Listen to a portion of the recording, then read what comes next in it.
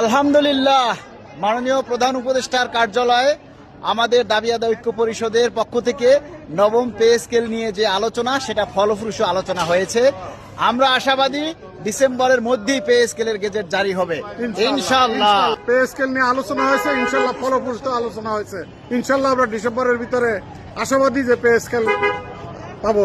সরকারি কর্মকর্তা কর্মচারীদের পে স্কেল কার্যক্রম দ্রুত শেষ করার তাগিদ দিয়েছে আইন শৃঙ্খলা সংক্রান্ত কোর কমিটি।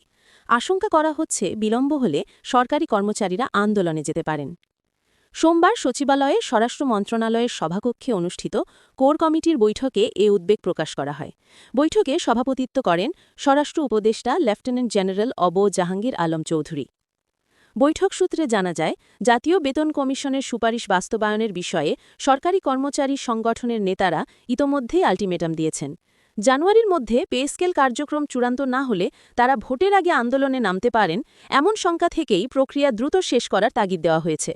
এছাড়া জাতীয় সংসদ নির্বাচনের আগেই বিভিন্ন প্রতিষ্ঠানের শিক্ষার্থীরা আন্দোলনে যুক্ত হতে পারে, এমন সম্ভাবনা বিবেচনায় বিশ্ববিদ্যালয় ও কলেজগুলোর আইনশৃঙ্খলা পরিস্থিতি কঠোরভাবে নিয়ন্ত্রণে রাখার নির্দেশ দেওয়া হয়েছে সংশ্লিষ্ট বাহিনীকে। গত ২৪ জুলাই সরকারি কর্মকর্তা কর্মচারীদের নতুন বেতন কাঠামো নির্ধারণের জন্য পে কমিশন গঠন করা হয়। সাবেক অর্থসচিব ও পল্লী কর্ম সহায়ক ফাউন্ডেশনের চেয়ারম্যান জাকির আহমেদ খানকে কমিশনের প্রধান করা হয়েছে।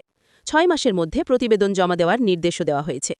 এইদিকে নবম জাতীয় পে স্কেলের গেজেট আগামী ১৫ ডিসেম্বরের মধ্যে ঘোষণা না দিলে কর্মসূচি দিতে বাধ্য হবে বলে আল্টিমেটাম দিয়েছে বাংলাদেশ সচিবালয় কর্মকর্তা কর্মচারী সংযুক্ত পরিষদ। গত শুক্রবার রাজধানীর কেন্দ্রীয় শহীদ মিনারে আয়োজিত মহাসমাবেশ থেকে এই ঘোষণা দেওয়া হয়েছে। তারা জানিয়েছে, ১৫ ডিসেম্বরের মধ্যে ঘোষণা না এলে ১৭ ডিসেম্বর প্রেস ক্লাবে সংবাদ সম্মেলন করে নতুন কর্মসূচি ঘোষণা করা হবে।